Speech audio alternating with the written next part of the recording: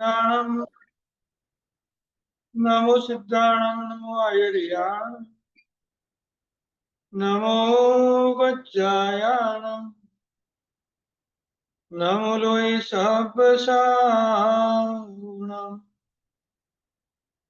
ઈશો પંચન મુક્કારો સર્વ પાવપણાસણો મંગલાણં ચ સર્વેશી પડમં હવૈ મંગલમ મંગલમ ભગવાન વીરો મંગલમ ગૌતમ પ્રભુ મંગલમ સ્થૂલિભદ્રાદ્યા જૈન ધર્મોસ્તુ મંગલમ સર્વારિષ્ટ પ્રણાશાય સર્વભીષ્ટાર્થદાયિને સર્વલબ્ધિ નિદાનાય શ્રી ગૌતમ સ્વામીને નમઃ. મોક્ષમાં જવાના જ્ઞાની ભગવંતે આપણને ત્રણ રસ્તાઓ બતાવ્યા. શોર્ટકટ, સરળ કટ અને શ્રેષ્ઠ કટ. જેને જલ્દી મોક્ષમાં જવું છે એને શોર્ટકટ કહેવાય. તો એના માટે તપ કરવો પડે. તપ કરવાથી બધા જ કર્મના બંધનો તૂટી જાય. સરળ કટમાં તપ નથી કરવાનો, માત્ર ને માત્ર પરમાત્માની ભક્તિ, જેમાં લગભગ કાયને કષ્ટ ઓછું આપવાનું આવે, વચન અને મન દ્વારા પરમાત્માની સેવા વારંવાર કરવાની આવે. અને શ્રેષ્ઠ કટ એટલે અધ્યાત્મની ઉપર ચાલ્યા જવાનું, માત્ર આત્માની ઉપર જ ચાલ્યા જવાનું. ત્યારે આપણને મોક્ષમાં જવાની કઈક અનુભૂતિ થાય.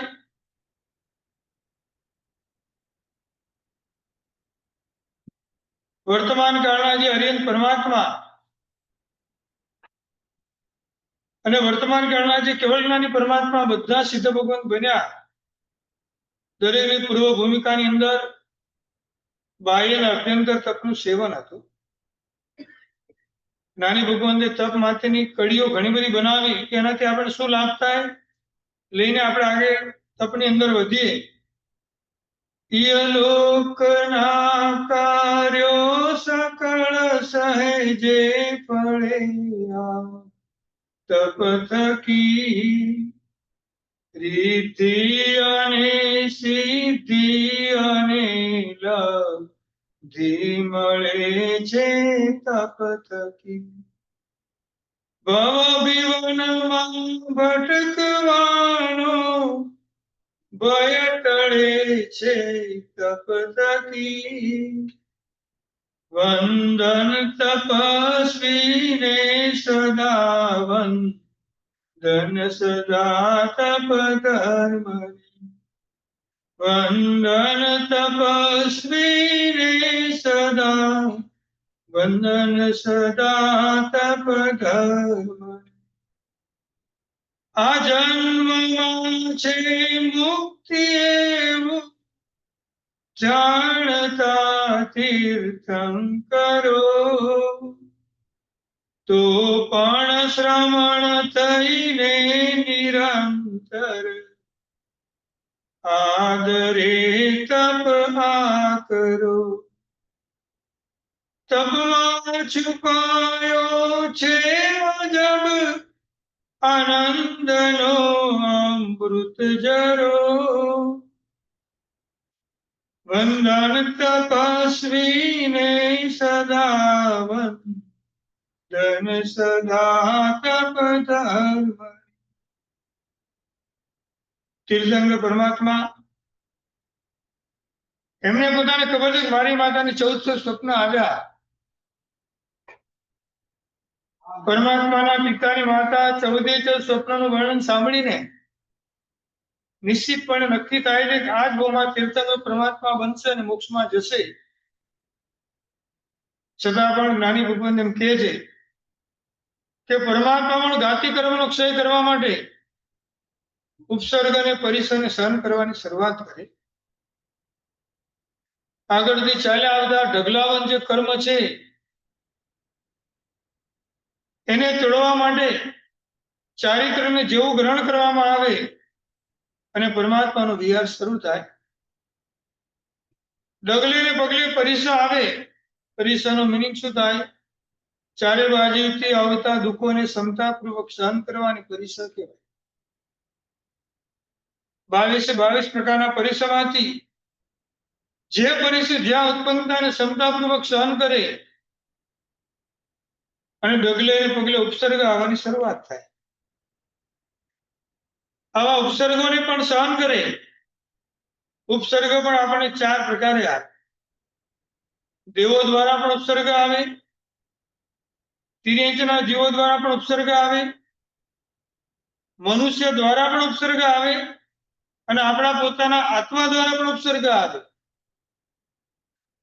દેવો કોઈ ક્રોધિત બની જાય, ભગવાનના જીવન ચરિત્રમાં આપણે બધા સાંભળીશું ભગવાનને કેટલા બધા દુઃખો દેવોના દ્વારા આપવામાં આવ્યા.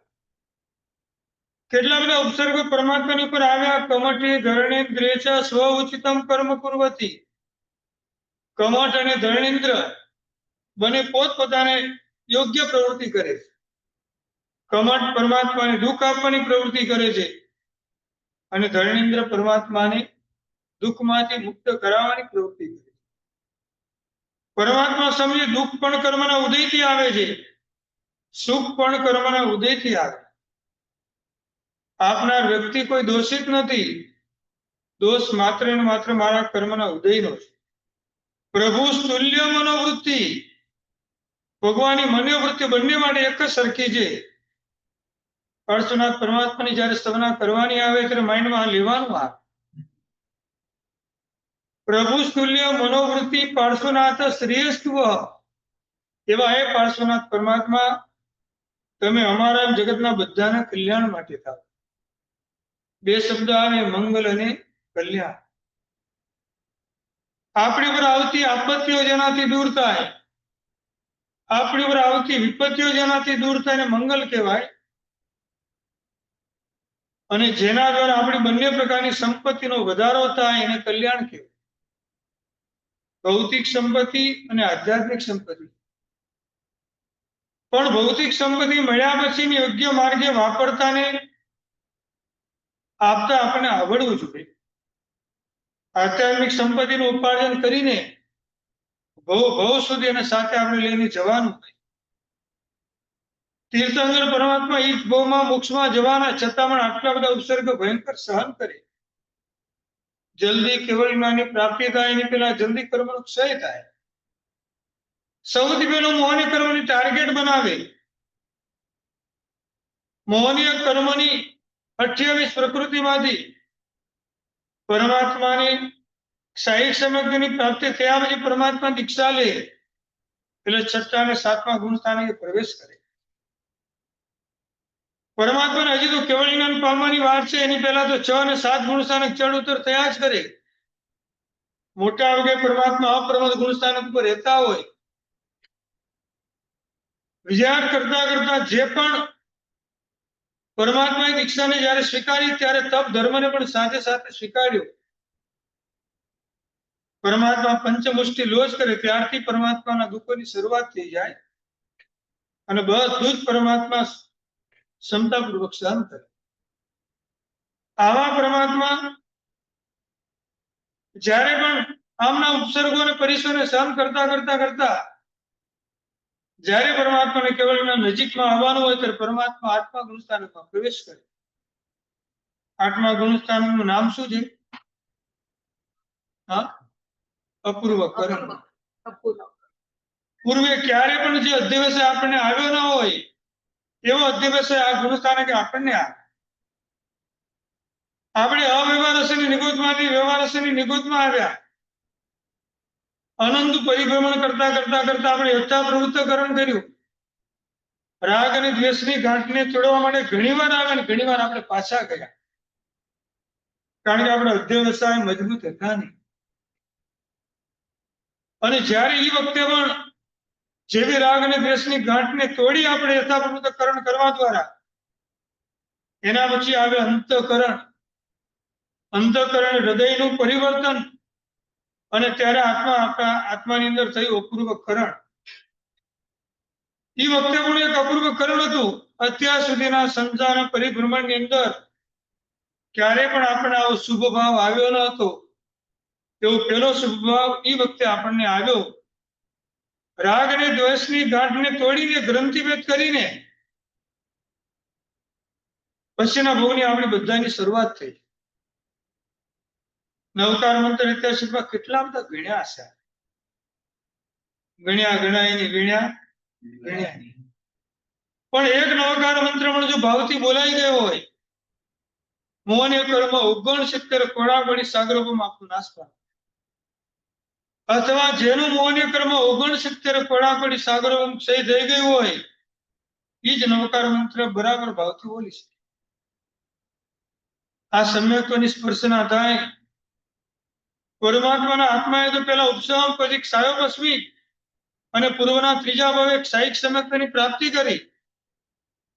મોહનીય કર્મની મિનિમમ 7 પ્રકૃતિનો ક્ષય કરવો પડે 28 માંથી.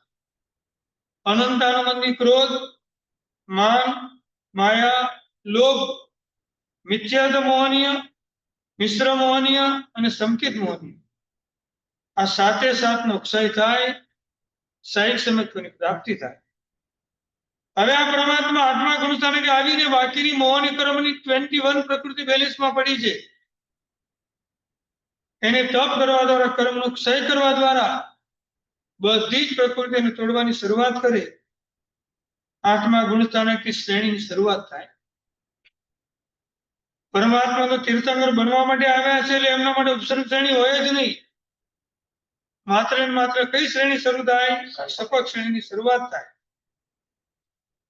પરમાત્માએ જેવી દીક્ષા લીધી હશે ત્યારે અપ્રત્યાગ અને ક્રોધમાન માયાલોભ નાશ પામી ગયા હશે. ચારિત્ર્યને ગ્રહણ કરેલો પ્રત્યાગ અને ક્રોધમાન માયાલોભ નાશ પામી ગયા.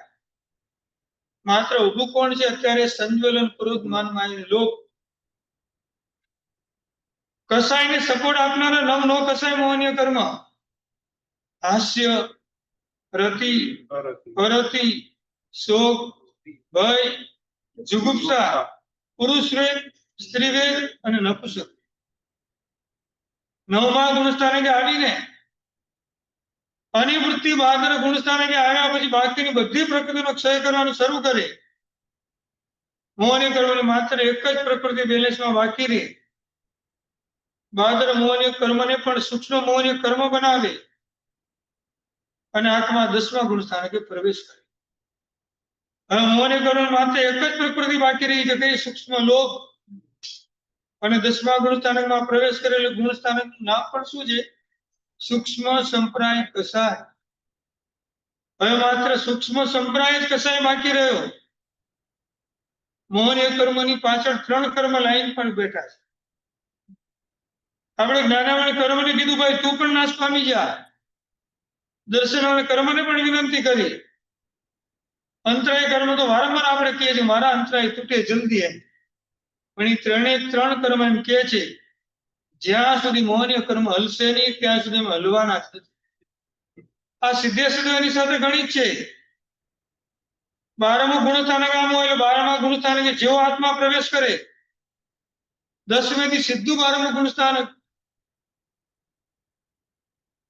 ઇન્ડિયામાં જવાનું આવે ને ત્યારે અહીંયા પણ હશે, બરફના ગોળા ખાવાના આવે એટલે મશીનમાં કરીને આપણને આમ છીણ કરીને આપે. મજા આવે ને. હજી બાકી રહી ગયું તો કેમિકલ વાળો કલર ને પાછું ભેળવી. એમાં અસંખ્ય અપકાયના જીવો જેની અંદર હતા અને બરફની અંદર હંમેશા વ્હાઇટ કલરનું ઘર દેખાય, સમજવાનું નિગોદ ઉત્પન્ન થઈ ગઈ બરફની અંદર. બરફમાં પણ નિગોદ. એનો ચૂરો કર્યા પછી એ અનંતા જીવન હજી વેદના વધારે થાય એટલે આપણે કેમિકલનો કલર નાખીએ. આપણે પણ ચૂસીએ ને આપણે બાળકોને પણ ચૂસાવીએ. હજી બાકી રહી ગયા, જ્યાં બેટા અંકલ ને કે થોડો હજી તને ક્ષીણ આપશે એમ. એ 12મા ગુણસ્થાને ક્યારે પણ પહોંચી શકે. આ 12મા ગુણસ્થાન કે જેને આવી રીતે કર્મનો ચૂરો કરવાનો છે, જેનું નામ છે ક્ષીણ મોહ. મોહનીય કર્મ જે બેલેન્સમાં બાકી રહી ગયું છે એને લઈને આત્મા જેવો પ્રવેશ કરેલ પહેલું જ કામ શું કરે? એનો ક્ષય કરે. જેવું મોહનીય કર્મની છેલ્લી પ્રકૃતિનો ક્ષય થયો એટલે વિધિન સમયની અંદર જ જ્ઞાનાવરણ કર્મ સીધું નાશ પામે, દર્શનાવરણ કર્મ સીધું નાશ પામે. અને 12મા ગુણસ્થાનના ચરમ સમય, દ્વિચરમ સમય બેલેન્સમાં પડેલું અંતરાય કર્મ નાશ પામી અને 12મા ગુણસ્થાનના એન્ડ ઉપર સીધે કેવળ જ્ઞાનની પ્રાપ્તિ થાય. ચારે ચાર ઘાતી કર્મનો ક્ષય કરી કેવળ જ્ઞાનની પ્રાપ્તિ કરીને આત્મા સીધો 13મા ગુણસ્થાને પ્રવેશ કરે. આવા જ આ પરમાત્મા જે પણ તીર્થંકર બન્યા એમનો એક પણ દિવસ જ્યાં સુધી કેવળ જ્ઞાનની પ્રાપ્તિ થઈ નથી ત્યાં સુધી કેવળ જ્ઞાન મેળવવા માટેના પુરુષાર્થની અંદર એક પણ દિવસ તપ કર્યા વગરનો ગયો નથી. હરિભદ્ર શ્રી મહારાજ સાહેબે યોગબિંદુ ગ્રંથની અંદર સરસતાની વાત કરી કે સાગરનું એક મોજું જેમ ઉછળે એની પાછળ ઘણા બધા મોજાઓ આવતા જાય. એ પેલા મોજાને સપોર્ટ આપે સીધું પેલું મોજું સાગરના કિનારે જઈને પહોંચી જાય. આપણા હૃદયની અંદર પણ ધર્મનું એક મોજું અંતરમાં આપણે ઉત્પન્ન કરવાનું હોય. ધર્મમાં ઉત્પન્ન થયેલું અંતરનું એક મોજું ધર્મનું, બાકીના ધર્મના અધ્યવસાય દ્વારા એને સપોર્ટ આપતા આપણે સંસાર સમુદ્રના કિનારે પહોંચવાનું. આ લક્ષ્ય સાથે આપણા ધર્મની આરાધનાની શરૂઆત થાય. હમણાં તમે બધા બોલ્યા સંસાર દાવાનળ દાનિરમ. આ સંસાર દાવાનળ છે. પરમાત્માની વાણી એમાં નિરમ એટલે પાણી સમાન છે. સમૂહ ધૂલી હરણે સમીરમ. આ પરમાત્માની વાણી પરમાત્મા બતાવેલું તપ મોરરૂપી ધૂળને હરણ કરવામાં પવન સમાન છે. માયા રસાધારણ સારસીરમ. માયારૂપી પૃથ્વીને ખોદવા માટે તીક્ષ્ણ હળ સમાન છે. નમામિ વીરમ ગિરી સારથી. જે પરમાત્મા બધી વસ્તુ આપણને બતાવીને ગયા એવા ધીર અને ગંભીર એવા ભગવાન મહાવીર સ્વામીનો ભાવપૂર્વક નમસ્કાર કરું છું. આજે શ્રેણી મહારાજ અને ભગવાન મહાવીર સ્વામી મળ્યા અને ભગવાન મહાવીર સ્વામી અંદર એવા પુરવાઈ ગયા દિવસ અને રાત 24 કલાક પરમાત્મા સિવાય કોઈની વાતો જ મનમાં આવતી નથી. રાત્રે ઊંઘ પણ ના આવે તો ભગવાન મહાવીર સ્વામી અને ઊંઘ આવે તો ભગવાન મહાવીર સ્વામી. ભગવાન મળ્યા પછી ભગવાન કેવા ગમ્યા ત્યારે ભગવાન કેવા ફળ્યા એમને. આવતી 24 કલાક પહેલા તીર્થંકર બનવાનું સદભાગ્ય એમને પોતાને મળ્યું. જે ભગવાનની ભક્તિ કરવાથી ભગવાને બધું જ પોતાનું જે હતું બધું અર્પણ કરી દીધું. આવતી 24 કલાક પહેલા તીર્થંકર બનશો. 72 વર્ષનું તમારું આયુષ્ય હશે. 7 હાથની તમારી કાયા હશે અને તમારી માતાને પણ 14 માસ સ્વપ્ન આવશે. તમે પણ સિંહ લંસની સાથે તમારો પણ જન્મ થશે. વિચારવાનું આપણે પરમાત્માની જેમ અનંત લબ્ધિઓ પણ આપણી પાસે છે અત્યારે પણ પ્રગટ થતી નથી. આ લબ્ધિને પ્રગટ કરવા માટે તપ એ આપણા માટે સૌથી અમોઘ સાધન કહેવાય. અનુકૂળતાના રાગે અનુકૂળતા મળી તે એકદમ રાગ ઉત્પન્ન કર્યો અને પ્રતિકૂળતા મળી તે આપણે દ્વેષ ઉત્પન્ન કર્યો. અનુકૂળતાના રાગે અને પ્રતિકૂળતાના દ્વેષે અનેક પાપો આપણી પાસે કર્યા. કર્મનો બંધ અને એના દ્વારા ભયંકર દુઃખો આવતા જ ગયા.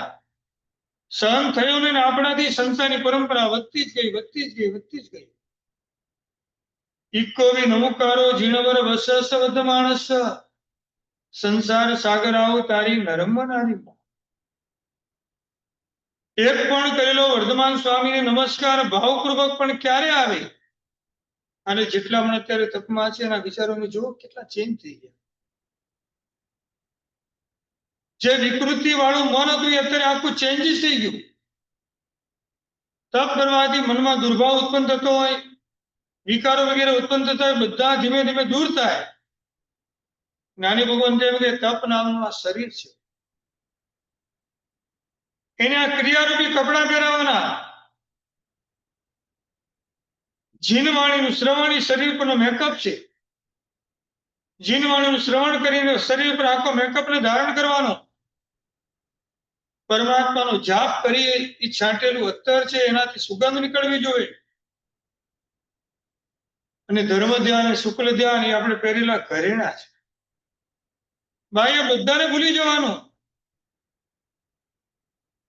શિરીયતે ઇતિ તત્ શરીરમ, જેનો નાશ થાય એને શરીર કહેવાય. ઔદારિક શરીર પણ પુણ્યના ઉદયથી મળ્યું છે, એનો ઉપયોગ આપણને કરતા આવડવો જોઈએ. કોકરોચ, છીપકલી, બિલાડી, કૂતરો અને આપણે ત્રણેયના બધાના શરીરનું નામ એક જ છે, ઔદારિક શરીર. ઔદારિક શરીર કિરીન ગતિના જીવોને પણ મળે, મનુષ્ય ગતિના જીવોને પણ મળે, પણ એના કરતા કઈ કક્ષાનું ઊંચું આપણને એવું ઔદારિક શરીર મળ્યું. અને ઔદારિક શરીરની અંદર જ ઉદારતાના ગુણો હોય, અને ઔદારિક શરીરની અંદર જ આવી સાધના કરવાની અનુકૂળતા હોય. અનુત્તરવાસી દેવ આવતા ભવે નિશ્ચિતપણે જે મોક્ષમાં જવાના, પણ શરીરનો પ્રોબ્લેમ છે, વૈકૃત શરીર ધારણ કરીને બેઠા. 10 મિનિટનું નાનું પચકાણ કરવું તો પણ મનથી કરી શકતા નથી. પ્રોબ્લેમ કયો આવ્યો? વૈકૃત વર્ગણના પૂતગલો. ઋષિદેવ ભગવાનના કાળથી શરૂ થયેલું આપણા માટેનું આ જૈન શાસન, અને અવસરપણી કાળના છેલ્લા પરમાત્માએ આપણને ઘણા બધા સાધનાના દ્વારો આપણને પોતાને બતાવ્યા. ઋષિદેવ ભગવાનની સ્તવનની પહેલી કડી લઈને આપણે આની અંદર પ્રવેશ કરીએ. આપણે બધા સાથે બોલશું, સિદ્ધાચલના વાસી, વિમલાચલના વાસી, જીનેજી પ્યારા આદિનાથની વંદન હમારા. સિદ્ધાચલના વાસી, વિમલાચલના જીનેજી પ્યારા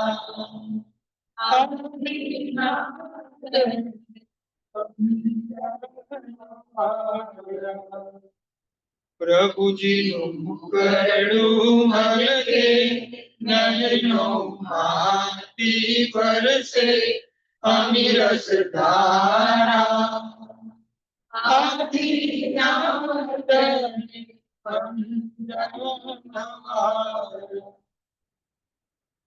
સિદ્ધાચલના વાસી, વિમલાચલના વાસી, જીનેજી પ્યારા. સૌના માધ્યમે પરમાત્મા પ્યારા આપણને ક્યારે લાગે? આ તપ કરતા પહેલા સૌથી પહેલી આપણી પ્રેમ યાત્રાની શરૂઆત. જીવનની અનંત યાત્રાના પરિભ્રમણ કરવા માટે આપણે નીકળ્યા છીએ.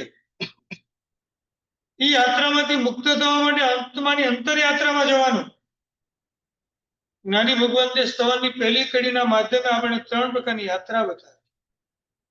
જીનજી પ્યારા એ ધર્મનો પ્રવેશ દ્વાર છે. જગતના બધા જીવોને પ્રેમ આપવાનો, અને પ્રેમ યાત્રા. જગતના બધા જીવો સુખી થાઓ, મારા ધર્મના પ્રભાવે જગતના બધા જીવોનું કલ્યાણ થાઓ, મારા તપના પ્રભાવે બધા જીવોને સારામાં સારી શક્તિ મળો, અને બધા જ પરમ ગતિ ન મળે ત્યારે સદગતિને પામીને ધીમે ધીમે બધા મોક્ષને પામો. હું કરું એ જ અજ્ઞાનતા. હું કઈ કરતો જ નથી. મને માત્ર ને માત્ર મારા પરમાત્મા અને મારા ગુરુ અને મારા વડીલો કરાવે. હું તો માત્ર નિમિત્ત જ છું. બધું પરમાત્માને ગુરુને સોંપી દેવાનું. સૌથી પહેલી આપણી યાત્રા છે પ્રેમ યાત્રા. સમ્યક્ત્વના 5 લક્ષણમાં પણ આવ્યું અનુકંપા એટલે દયાના પરિણામ. સામાયિક લેવા ત્યારે સૌથી વધારે ખુશ કોણ થાય? જગતના બધા જીવો ખુશ થઈ જાય. બધા જીવો સમજે. 48 મિનિટ સુધી આપણને બધાને અભયદાન આપ્યું. એક પણ જીવની હિંસા આપણે કરવાની આવતી નથી. દુવિહમ તિવિરેણમ ન કરેમિ ન કાર્વેમિ. આ શબ્દ જયારે બોલાય ત્યારે અંતરમાં એક દુઃખ થવું જોઈએ. કે હું તિર્યણમાં હું ક્યારે પ્રવેશ કરીશ? મન વચન કાયા દ્વારા પાપની પ્રવૃત્તિ કરીશ નહીં અને કરાવીશ નહીં. અનુમોદનાનું પાપ ક્યારે પણ આપણું ચાલુ. આપણા નિમિત્તે શેર બજારની માર્કેટમાં પ્લસ માઇનસ બધું થતું હોય, બધા પાપો એ વખતે ચાલુ હોય. ઘરમાં ફ્રીજમાં ઘણી બધી વસ્તુ મૂકીને આવ્યા છે, બધું આરંભ સમારંભ ચાલુ હોય. સામાય કરીને ઉભા થયા પછી તમારા માટે ચા પાણી નાસ્તો તૈયાર હશે, એ પણ ચાલુ હોય. અનુમોદનાના બધા જ પાપો આપણે એ વખતે પણ ચાલુ. મારે એમાંથી પણ મુક્ત થવું છે. સામાયિક પણ સૌથી મોટું તપ છે. 48 મિનિટ માટે સમણો યુવ સાબો હવે જમા એણે કારણે બહુસો સામાયિક પૂજા. સામાયિકમાં સાધુ ભગવાન જેવો શ્રાવક લાગે અને સાધ્વીજી ભગવાન જેવા શ્રાવિકા લાગે. 48 મિનિટનું સંયમ જીવનનું પાલન કરવાનું મને મળ્યું, મારા સૌભાગ્ય. સામાયિક એવું ગમે કે પારવું ગમે? હા, પારવું ગમે. હા, પારવાનું આવે કેવું? મહાવીર સ્વામી ભગવાન કે જય. સામાયિક આપણે પારવાનું નથી, આપણું સંસાર એવો છે એટલે આપણે પારવું પડે છે. દુઃખ વ્યક્ત કરવાનું. સંસાર લઈને બેઠા છે એટલે આપણે ઘરે જવું પડે, નહીં તો આપણું પણ ચાલે નહીં. વ્યવહાર ધર્મ લઈને બેઠા છે એટલે બિઝનેસ પણ કરવો પડે. એટલે મારાથી સંપૂર્ણપણે સામાયિકમાં રહેવાશે નહીં. એટલે સામાયિક પારવું અને પાર્યું બોલીએ છીએ આપણે. અને ગુરુ હુકમના આદેશને લઈને આપણે ઘરે પ્રસ્થાન કરીએ. જીનજી પ્યારા ધર્મનું પહેલું પ્રવેશ દ્વાર પ્રેમ યાત્રા. આદિનાથને વંદન અમારા. બીજી યાત્રા એટલે વંદન યાત્રા. પરમાત્માને ગુરુને વંદન કર્યા વગર એક પણ દિવસ મારો જવો જોઈએ નહીં. આ પણ સૌથી મોટું તપ છે.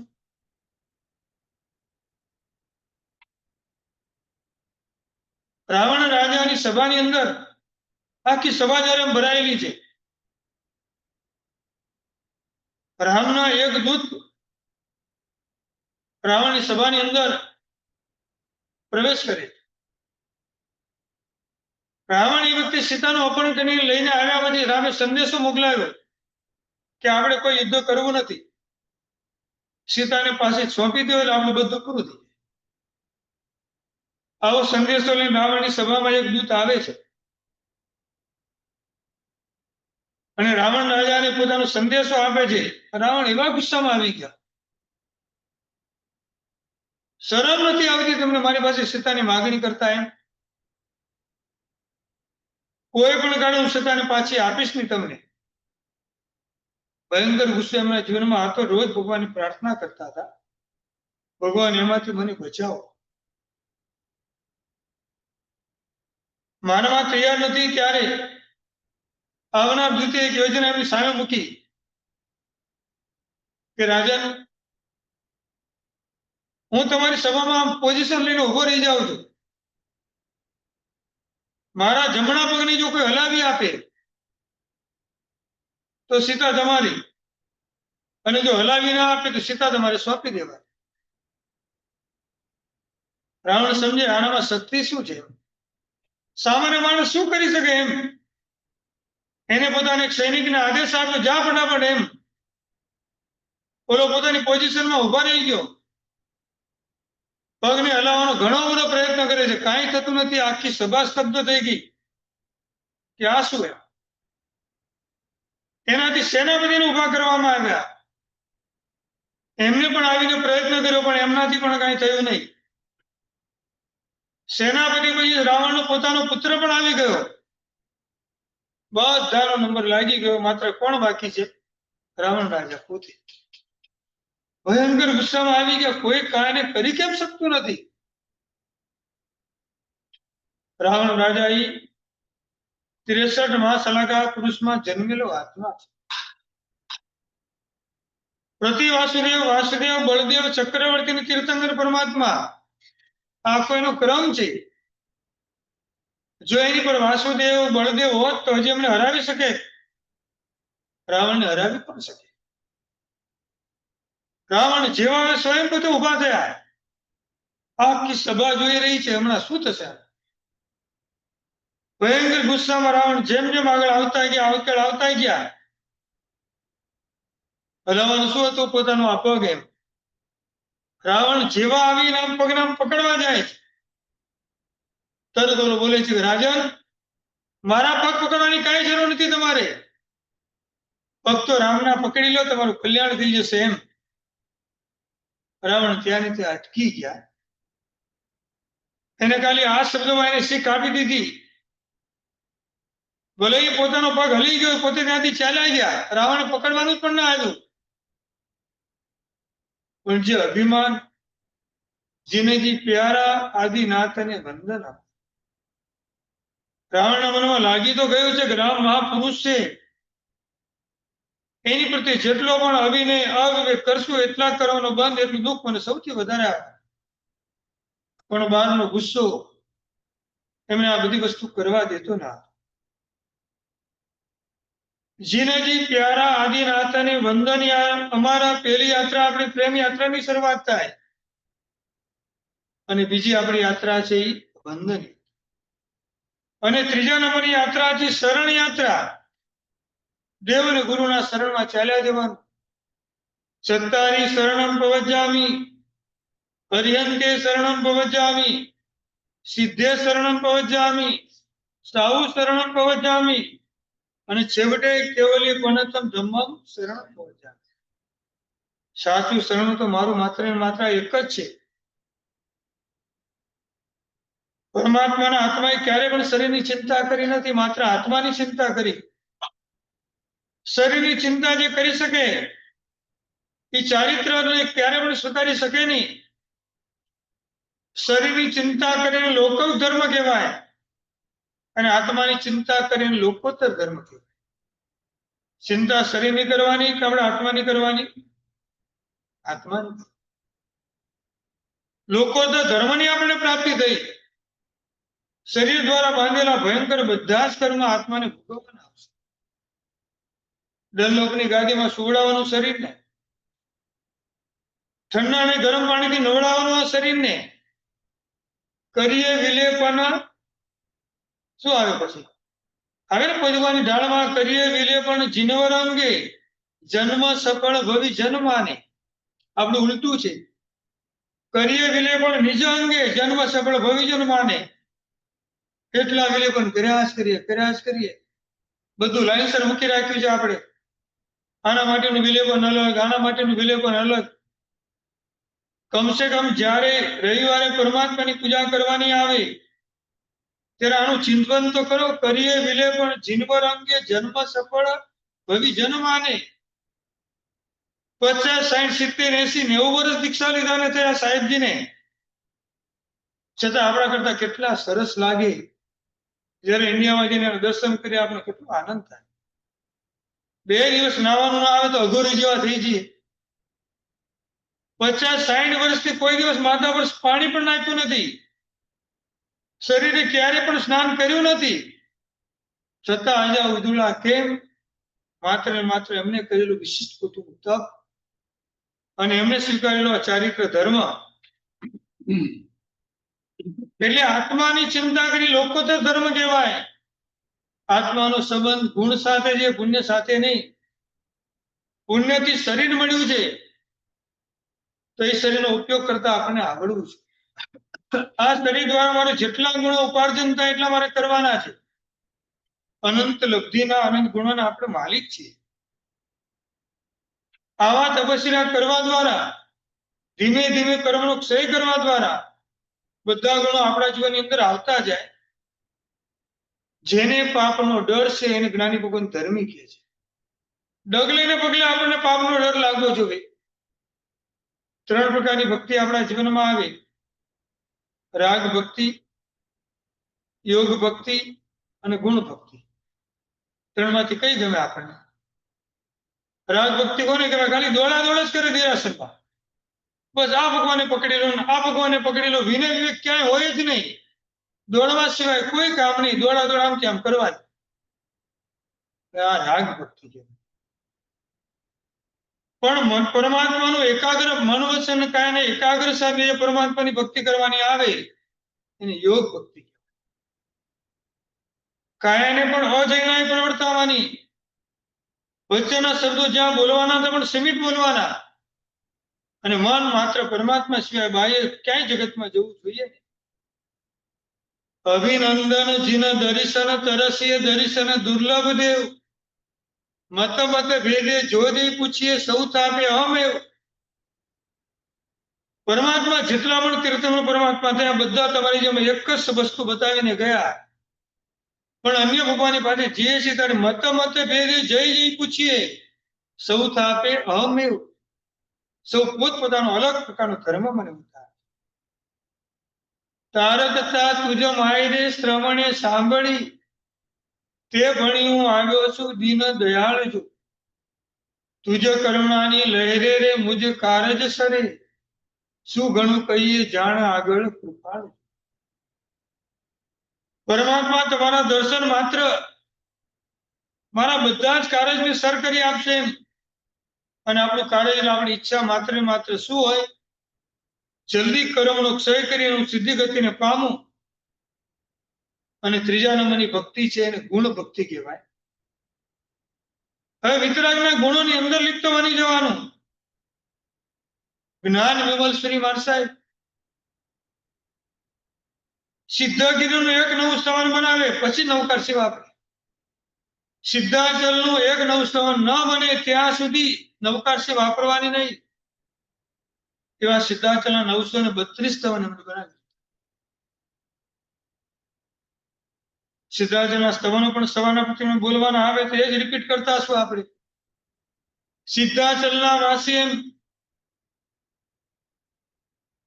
ઈણરે ડુંગરિયામાં ઝીણી ઝીણી કોરણી ઉપર શિખર વિરાજે મોરા રાજિંદા, ચુમા ચુમા ચંદન ઓર અરગજા કેસર તિલક વિરાજે મોરા રાજિંદા.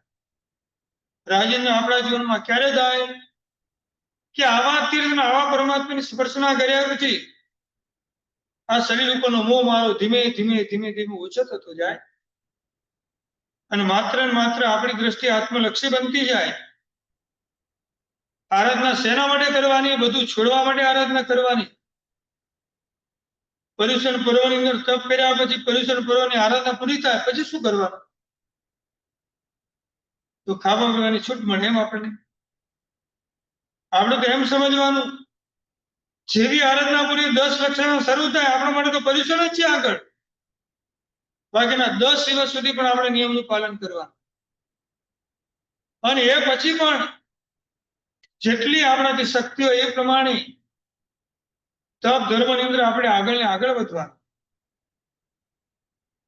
પૂરા થયા પર્યુષણ પર્વ મૂક્યા ઉપાસના બારણા એવું ક્યારે મનમાં વિચારવાનું નહીં. હવે કટાસના પેક થઈને એવી જગ્યાએ ગોઠવાઈ જશે કે અમુક દિવસ સુધી આપણી આદત નહીં આવે. હવે માઇન્ડમાં ક્યારે પણ લાવતા નહીં.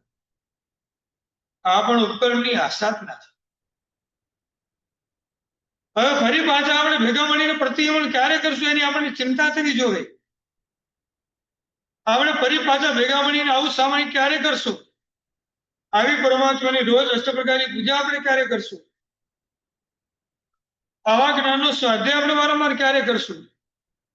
આની ચિંતા આપણે પોતાને થવી જોઈએ. પૂનમચંદ શેઠ પુણ્ય શ્રાવક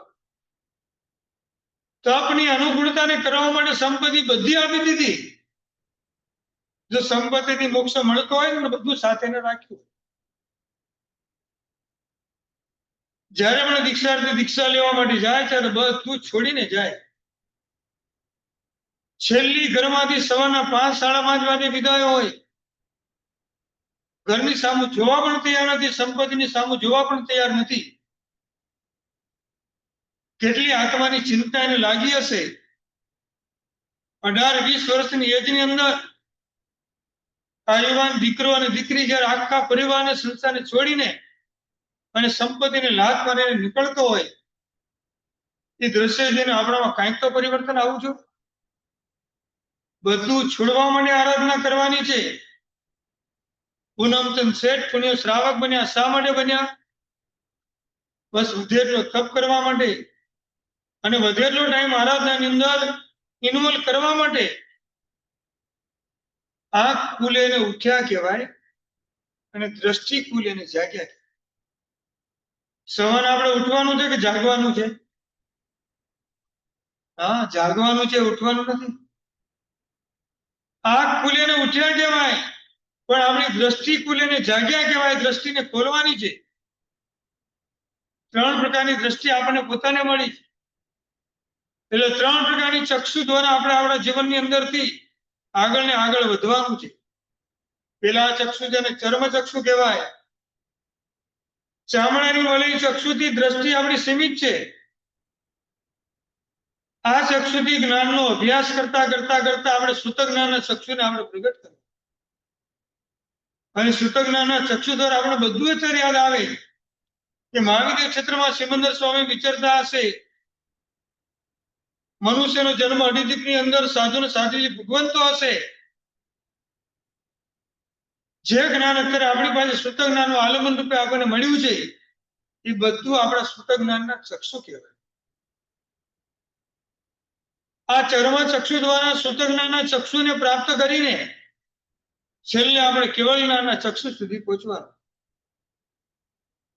સિમંદર સ્વામી ભગવાન અત્યારે દેશને આપતા હોય, હવે એમને કેવળ જ્ઞાનની પ્રાપ્તિ થઈ ગઈ, તો એમને પછી આંખ ખોલીને આમ જોવાની જરૂર પડે કે નહીં? આમ આંખ ખોલીને જોતા હશે બધાને આમ. અને સિમંદર સ્વામીને આંખ ખોલે તો કઈ દેખાય કે ના દેખાય? આમ વિચાર ના આવે ક્યારે? જેટલા મને કેવળ જ્ઞાની છે ને આંખ ખોલીને જોવાનું કે નહીં જોવાનું?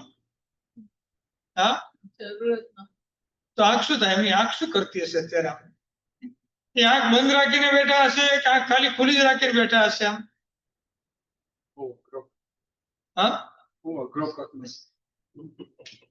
આમ સિમંદર સ્વામી ભગવાન દેશના આપતા હોય, એની સામે આપણે ગોઠવાઈ ગયા હોય, તો સિમંદર સ્વામી આમ આંખના આપણી આમ આંખ એની પટપટે કે નહીં? આમ આમ થતી હશે કે નહીં? કોઈ દેશના આપતા હોય ત્યારે આમ જેમ આપણે આમ બધાને જેમ જોતા હશે કે નહીં? આમાં કે આમ સિરિયસ થઈ જાય. હા, ભગવાનની દ્રષ્ટિ કોલબંધ થાય, ભગવાનને આમથી જોવાની જરૂર નથી. એ કોલબંધ શેના માટે થઈ? આપણા માટે થઈને. જો આમ કોઈ આંખ ખોલીને બેઠા રહે તો આપણને નહીં ગમે. આમ રાખશે ને તો આપણે આમ કઈ અજબ દેખાશે. અને આમ એક જ સ્થિર બનીને બોલ બોલ કરશે તો પણ આપણને નહીં ગમે. ભગવાનની બધી જ પ્રક્રિયા આમ સહજ રીતે ચાલે. ભગવાન આમ પણ જોવે, ભગવાન આમ પણ જોવે. એ બધું આપણા માટે બધી ભગવાનની પ્રક્રિયા. ભગવાન હવે આ ચક્ષુથી જોવાની નથી, તો કેવળના ચક્ષુથી જ જોવે છે. પણ ભગવાનની દ્રષ્ટિ આપણા મનને અને આપણા આત્માને આનંદને માટે બધી જ અલગ અલગ પ્રકારની પ્રવૃત્તિ કરતી હોય. સંપત્તિનો ત્યાગ એ સૌથી મોટો આપણો દાન ધર્મ છે. તિર્યન ધ્રુંબક દેવો પરમાત્માનો જન્મ થયા પછી પરમાત્માના ઘરની અંદર બધા જ દાનની સંપત્તિના જે કોઈ પણ માલિક નથી, બધું લાવી લાવીને પરમાત્માના ઘરમાં મૂકી. પહેલાના ટાઈમમાં આપણા ગ્રાઉન્ડ ફ્લોરમાં ઘરમાં હતા. ચરું ભરી ભરીને સોનું વગેરે બધું નીચે આપણે જમીન અંદર મૂકી દેતા.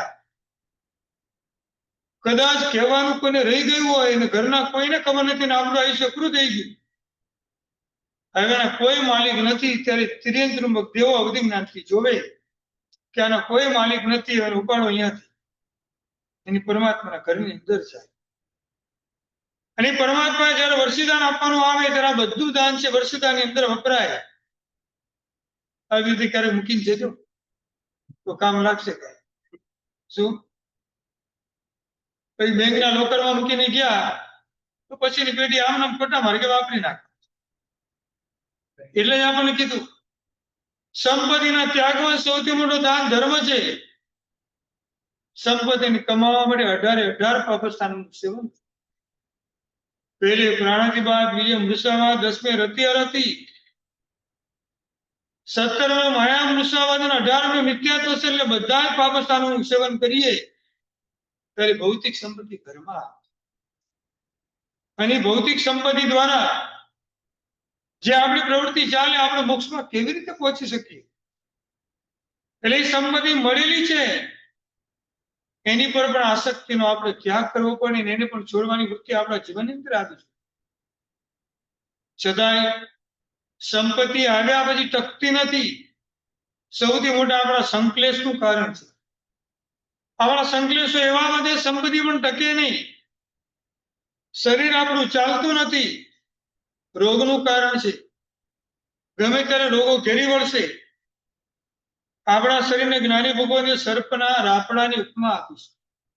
સર્પનો રાફડો હોય ને એમાં બધા હોલ હોય. આમ તો ગમે ત્યાંથી સર્પ ગમે ત્યારે બહાર નીકળે. એમ આપણા શરીરની અંદર પણ આવા હોલ છે. ગમે ત્યાંથી રોગો બહાર આવશે, ખબર નહીં પડે આપણને. અને બધી જ પરિસ્થિતિ સહન કરવાની આપણે તૈયારી રાખવાની.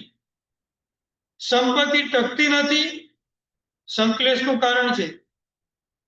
શરીર આપણું ચાલતું નથી, રોગનું કારણ છે. સ્વજનો આપણા પોતાના આપણને અનુકૂળ નથી, વફાદારીનું કારણ છે. અને સત્તાના ક્ષેત્રની અંદર હું કહું એ પ્રમાણે બધું થતું નથી, એ ક્ષેત્રનું કારણ છે. અને સૌથી મહત્વનું, સદગુણ આપણા પોતાના ટકતા નથી, એ અહંકારનું કારણ છે. જ્યાં સુધી અહંકાર હશે, સદગુણ લાવશું ખરા પણ ટકાવવા બહુ મુશ્કેલ છે. હું અને મારું બે શબ્દ બહુ મહત્વના છે. બે માંથી બહાર આવવાનું છે. હું કોણ, હું ક્યાંથી આવ્યો, મારે ક્યાં જવાનું છે, મારું કોણ છે અને હું કોનો છું, આ બધું સતત આપણે વિચારવા. હું અને મમમ બે શબ્દમાંથી આપણે બહાર આવવાનું. હું એટલે ભવિષ્યનું પરમાત્મા, મમમ એટલે આજે મારું કઈ છે જ નહીં. જગતના બધા જ હોય છે, માત્ર માત્ર મારા પરિવાર સંબંધી ભવિષ્યના બધા સિદ્ધ ભગવંતો છે. એ દ્રષ્ટિથી આપણે બધાને જોવાના છે. તપ એ શાસનની આગવી ઓળખ કહેવાય.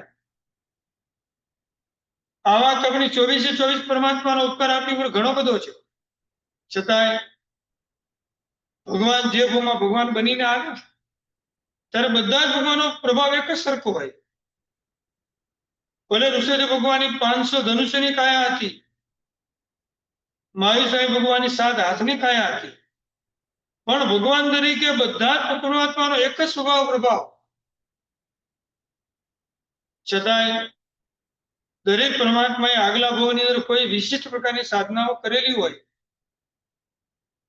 અથવા એ ભવની અંદર પણ એમને કર્મનો ક્ષય કરવા માટે એવી કોઈ પ્રવૃત્તિ કરવી પડી હોય, ત્યારે વારંવાર આપણે એમને યાદ કરવાના. તપ આપણાથી થતું નથી, તપ કરવું છે. તપ થાય છે તો વધારે તપની વૃદ્ધિમાં જવું છે, ત્યારે બે ભગવાનને આપણે વારંવાર યાદ કરવાના, ઋષભદેવ ભગવાન અને મહાવીર સ્વામી. ઋષભદેવ ભગવાને જેના નિમિત્તે આપણે વર્ષી તપની સાધના મળી અને અવસરપણી કાળના છેલ્લા તીર્થંકર પરમાત્માએ અસંખ્ય વર્ષ સુધી જે કર્મ ભોગવી ન શકાય એ કર્મને 12.5 વર્ષની ઘોર સાધનામાં બધા જ કર્મનો ક્ષય કરી ભયંકર ઉપસર્ગને સહન કરીને અને ભયંકર પરિશ્રમને સહન કરીને કેવળ જ્ઞાની પ્રાપ્તિ કરીને જૈન શાસ્ત્રમાં નાવડું આપણી પાસે લાવીને આપણા જીવનમાં શાંતિ જોતી હોય, જગતના બધા જીવોને શાંતિ આપી હોય, કયા ભગવાન યાદ કરવાના? શાંતિનાથ ભગવાન યાદ. શાંતિનાથ ભગવાનનો પ્રભાવ જેવો જોવા મળે. કોઈ પણ પૂજન ભણાવવાનું હોય પણ સ્નાત્ર પૂજા જેવી ભણાય એટલે સ્નાત્ર પૂજામાં બિરાજમાન કોણ થાય? શાંતિનાથ પરમાત્મા. માઇન્ડમાં ખરાબ વિચારો વારંવાર આવ્યા કરે છે. તો નવવ્ય બ્રહ્મચર્ય ગુત્તી ધરો. બ્રહ્મચર્યની જ્યાં વાતો ગુરુ ભગવંતને દ્વારા કરાતી હોય, સાંભળવી આપણે ક્યારેક ગમતી ન હોય. આવા વિચારોમાંથી મુક્ત ખરાબ વિચારોમાંથી મુક્ત થવા માટે નેમિનાથ પરમાત્માને યાદ કરવાના. તપોવૃત્તિ માટે આદિનાથ પરમાત્મા અને મહાવીર સ્વામી. શાંતિ માટે શાંતિનાથ પરમાત્મા. બ્રહ્મચર્ય માટે દેવીનાથ પરમાત્મા. અને આપણી પર આવતા વિઘ્નના વિદારણ માટે અથવા વિઘ્નના નાશ માટે પાર્શ્વનાથ પરમાત્માને યાદ કરવાના. પર્વતો એના સમય આવે પણ એ સમયે જ આપણે આરાધના કરી લીધી. પર્વના પછી આપણે આરાધના કરવા માટે આવે કે એના જેવું ફળ આપણને મળવાનું નથી. રત્ન પાત્ર સમાન એવા તીર્થને પરમાત્મા મળ્યા. સુવર્ણ પાત્ર સમાન એવા સાધુ ને સાધ્વીજી ભગવંતો મળ્યા. ચાંદીના પાત્ર સમાન એવા વ્રતધારી શ્રાવક ને શ્રાવિકાઓ મળ્યા. અને તાંબાના પાત્ર સમાન એવા સમ્ય દ્રષ્ટિ શ્રાવક અને શ્રાવિકા મળ્યા. આ બધાને લક્ષમાં રાખીને એમના તપસ્યાને જોઈને કઈક તપ આપણા જીવનની અંદર આવે અને પુરુષાર્થને પ્રયત્ન કરવાનો હોય. તપ એ જૈન શાસ્ત્રની આગવી ઓળખ કહેવાય. તપ કરવાથી આપણું સત્વ જે પ્રગટ થાય અને સત્વનો વિકાસ થાય. આજે મોહનીય કર્મ જે ઉદયમાં આવે તપ કરવું આપણા માટે મુશ્કેલ થઈ જાય. સૌથી વહેલું સમ્યક તો આપણે કયું સ્પર્શીને ગયું હોય તો ઉપસમ સમ્યક. મેક્સિમમ 48 મિનિટમાં તો પાછું ચાલે. હવે એના પછી જે સમ્યક તો આવે વારંવાર કયું આવે? ક્ષાયુ પશ્ચિમ. કેટલી વાર આવે? અસંખ્ય વાર આવન જાવન કરે. ઉપસમ સમ્યક્તમાં મોહનીય કર્મને ખાલી શાંત જ કરવાનું હતું. ઘરમાં આમ કોઈ બે માણસ ઝઘડતા હોય અને જેવી બહારથી બેલ વાગે અને જેવો દરવાજો પેલી બે હસતા હોય. 5 મિનિટ પહેલા એમનો ક્રોધ ગયો ક્યાં? ઘરે નાના બાળકો વિચાર કે મમ્મી પપ્પા આટલો ગુસ્સો કરતા હતા સામ સામે અને જેવું બારણું ખુલ્યું કોઈને હસતા કેમ થઈ ગયા? એમનો ગુસ્સો ક્યાં ગયો? એમ નાશ પામી ગયો? નહીં, શાંત થઈ ગયો છે. હા, ઉપસમ થઈ ગયો છે. હમણાં જેવા વાળા જશે પાછું પ્રગટ થશે થોડી વાર. કોઈ વાંધો નહીં, એ વખતે પણ આપણો ક્રોધ શાંત થઈ ગયો. એ પણ એક આપણો પ્લસ પોઈન્ટ છે. હવે વિચારવાનું એવું હોય જે ક્રોધને શાંત કર્યો એનો ક્ષય કેવી રીતે કરવો? થોડી વારમાં ગામમાં જેવા પાછા જાય ને એ બેમાંથી એક જણ બોલવાનું શરૂ કરે એટલે સામેવાળી વ્યક્તિ ક્ષમતાને ધારણ કરે, ભાઈ તારે જે બોલવું હોય હું શાંતિ રાખીશ. એટલે એને ક્રોધનું નિમિત્ત સામેવાળી વ્યક્તિએ આપ્યું. એ જેટલું સહન કરે એટલું ક્રોધ મોહની કરવાના છે. અહીંયા પણ આપણે એમ જ કરવાનું. ઉપસમ સમ્યક તો પહેલી વાર આવી ગયા પછી એવો આપણામાં આત્માની અંદર પાવર આવી જાય, એવું સત્વ પ્રગટ થાય કે હું મોહનીય કર્મને શાંત નહીં, હવે હું ક્ષય પણ કરી શકીશ. બંને રીતે આપણી પ્રવૃત્તિ શરૂ થઈ. એક બાજુ મોહનીય કર્મ શાંત થાય અને બીજી બાજુ મોહનીય કર્મનો ક્ષય થાય. અને સમ્યક્ત્વ જે પ્રગટ આપણને થાય કયું સમ્યક્ત્વ કહેવાય? ક્ષાયુ ભસ્મિક સમ્યક. આ સમ્યક્ત્વને પ્રાપ્ત કરવા માટેની સમ્યક્ત્વ આવ્યા પછી તપ જ્યારે કરવાનો આવે તો આત્માની અનુભૂતિ અલગ પ્રકારની આપણને પોતાને હોય. ભલે નાનામાંનું તપ આપણું નવકારથી શરૂ થયું હશે, દ્વિવિહાર ત્રિવિહાર અને ચોવિહારથી શરૂ થયું હશે, પણ ધીમે ધીમે આગળ વધતા વધતા વધતા આપણે પોરસી 60 પોરસી 82 81 એકલટાણું આંબીલ નિવી ઉપવાસ 6 અટ્ટમ 28 અને માસક સમણ સુધી પહોંચ્યા. આ સત્વને કોઈ શરૂઆત જ્યારે પણ થઈ હશે ત્યારે આપણી આ શરૂઆત થઈ હશે. જ્ઞાની ભગવાન એ જ કહે છે અંતરાય કર્મ બધા તોડવા હોય સૌથી મોટું એનું અમોઘ સાધન તપ છે. અંતરાય કર્મ નિવારણ પૂજા આવે. બાજી બાજી બાજી ભૂલ્યો બાજી. પરમાત્માની પૂજા ભણાવતા ભણાવતા આપણી સંસારમાં બધી બાજી, મારી બાજી ભૂલાઈ ગઈ. 52 પનાની ખેડની કઈ રમત ક્યાં છે આપણે ખ્યાલ જ નથી. હું કોકરોચ બનીને આવ્યો, હું કીડી બનીને આવ્યો, હું માખીનું મચ્છર બનીને આવ્યો, સાથે સાથ નરકની અંદર જઈને આવ્યા. નરકના જીવ પણ બન્યા, નરકને દુઃખ આપવા માટે પરમાત્માની દેવ પણ બન્યા. એક પણ ક્ષેત્ર જન્મ મરણ વગર આપણે બાકી રાખ્યું નથી. આવી પરંપરાને મારે તોડવી છે. એ પરંપરામાંથી મારે બહાર આવવું છે. ભરત મહારાજા 6 ખંડને જીતવા માટે જયારે શરૂઆત કરી સુરસુંદરી જ્યારે એમની વિનંતી, સુરસુંદરી આમ તો સામાન્ય એવું બનતું હોય, દરેક રાજા પોતાની બધી રાણીને પટરાણીને સાથે લઈને દીક વિજય કરવા માટે નીકળે. ચક્રવર્તી મહારાજાને કેટલી પત્નીઓ હોય સામાન્યથી આમ? હા, થોડી વધારે 64,000 પત્નીઓ હોય. ઘરમાં એક માંથી બીજે લાવી હોય તો આપણું પુણ્ય જ નથી.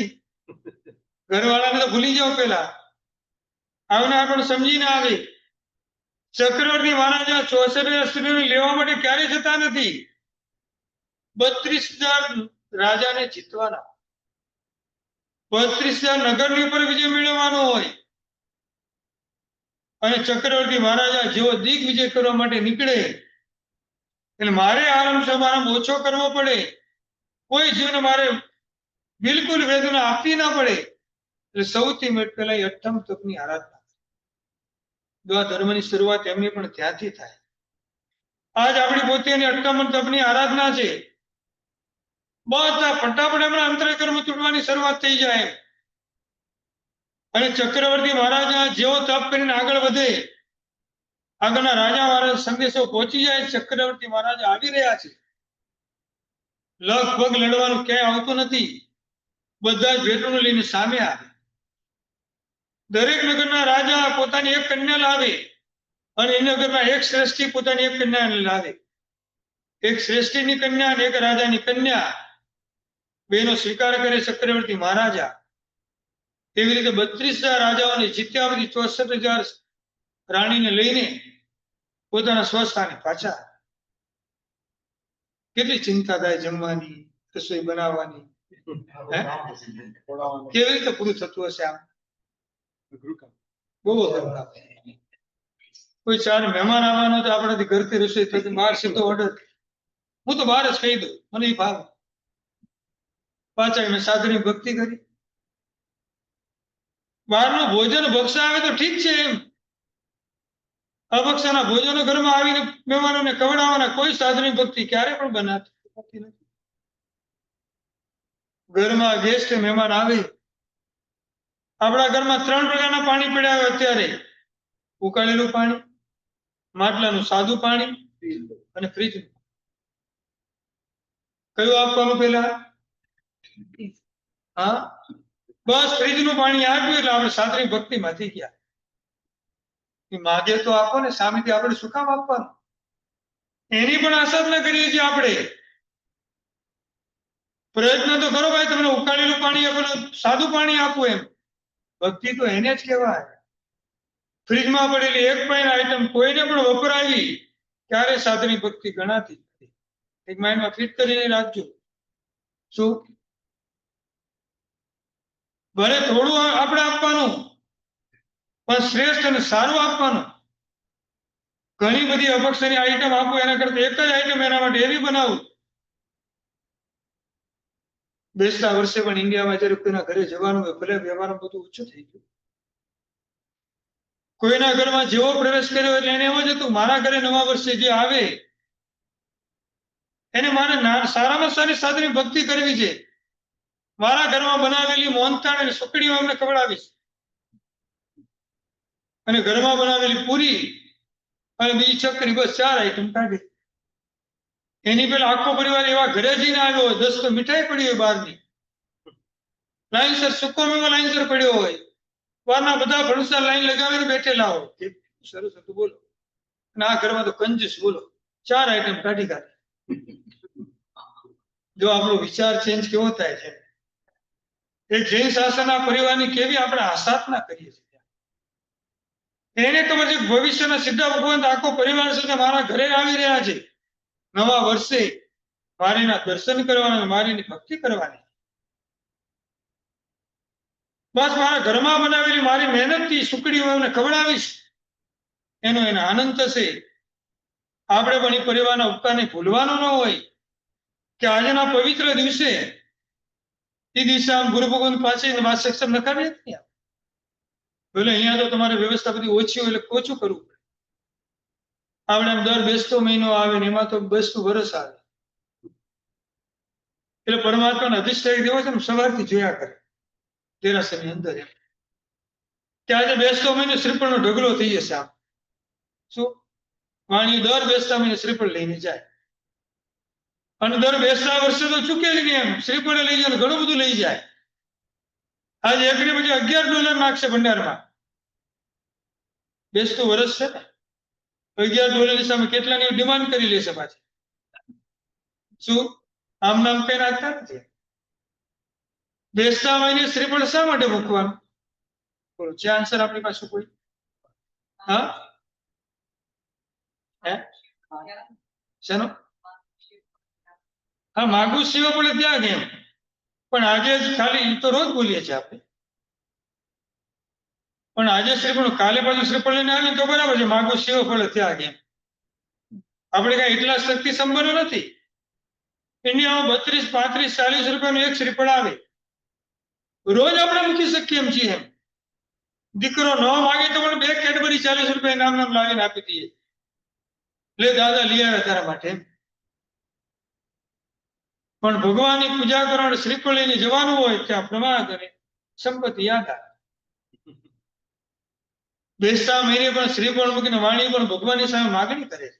આખો મહિનો મારું સરસ થયું બસ પૂરું થઈ ગયું આખું બધું એમ આખું વર્ષ સરસ થયું એમ.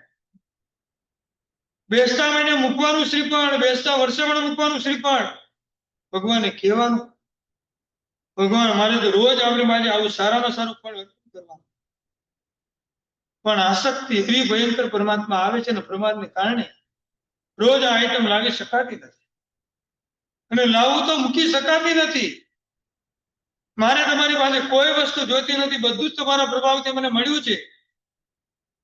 બેસતા મહિનાનું આ મારું માંગલિક છે. મારા આખા મહિનાની નવમંગલ ઘટનાઓ મારી ક્યાંય પણ બને નહીં એટલે હું શ્રીફળ લાવીને આપને અર્પણ કરું છું.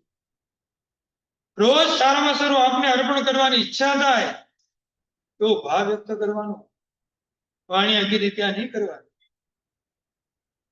જન્માથી જૈન બની અને જીન બનવાની પરમાત્માની સામે વાતો કરવાની.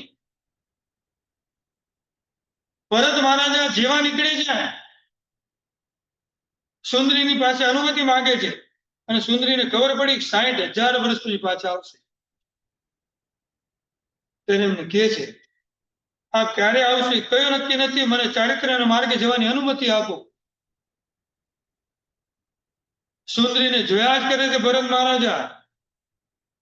આવી સરસ મજાની કાયા હોય આવું સરસ મજાનું રૂપ હોય જેનું નામ જ હતું સુર સુંદરી.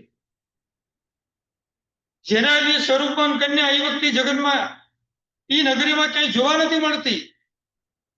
જય તપ કરવાની શરૂઆત કરશે આઈમેલ કરશે તો એનું શરીર કેવું થઈ જશે.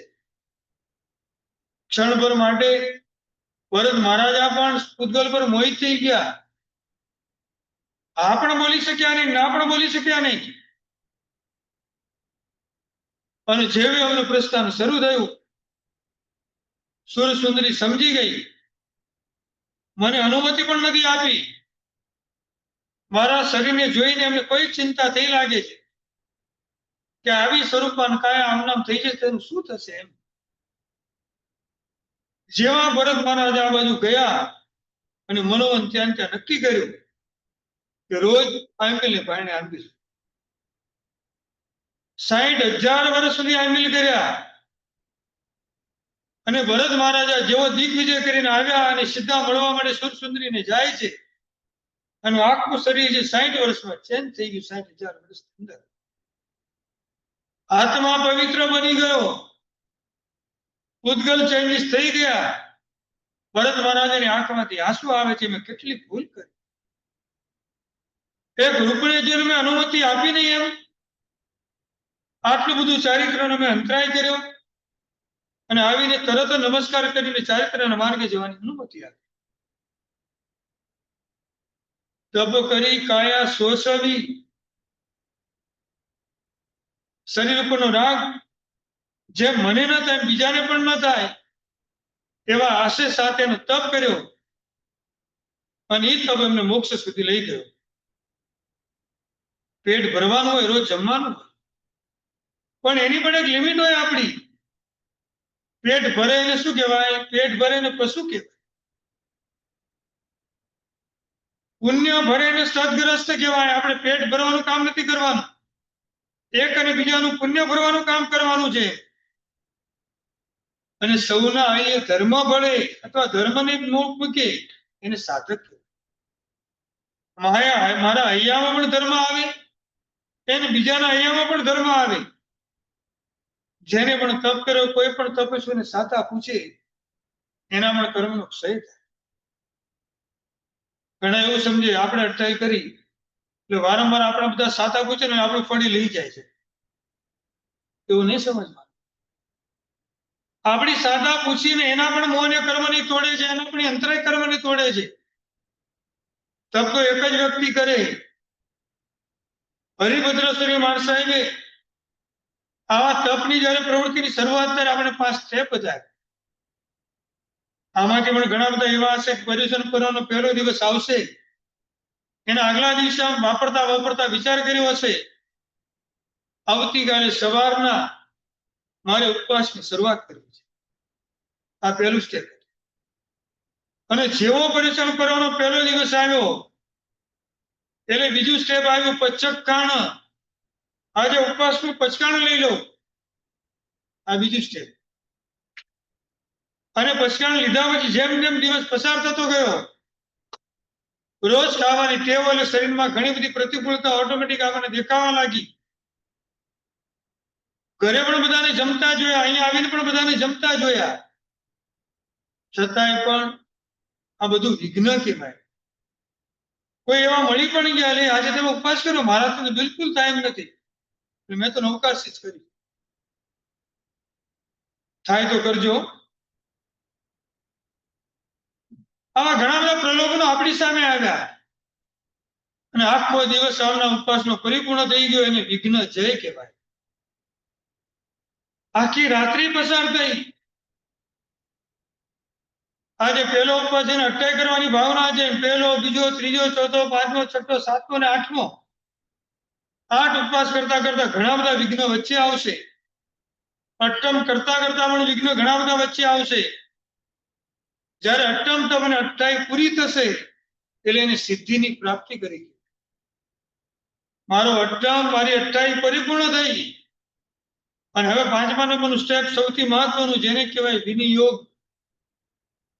પહેલા પ્રવૃત્તિ કરી, બીજા નંબરમાં પચકાણ લીધું, ત્રીજા નંબરમાં ઘણા બધા પ્રોબ્લેમ એટલે વિઘ્ન વગેરે આવ્યા, એની પણ જય મેળવ્યો. અષ્ટમ અને અઠ્ઠાઈની પૂર્ણાહુતિ કરી સિદ્ધિની પ્રાપ્તિ કહેવાય. વિનિયોગ એટલે બધાને અનુમોદના કરવાનો અવસર આવે. તમે અષ્ટમ કર્યો, ધન્યવાદ છે.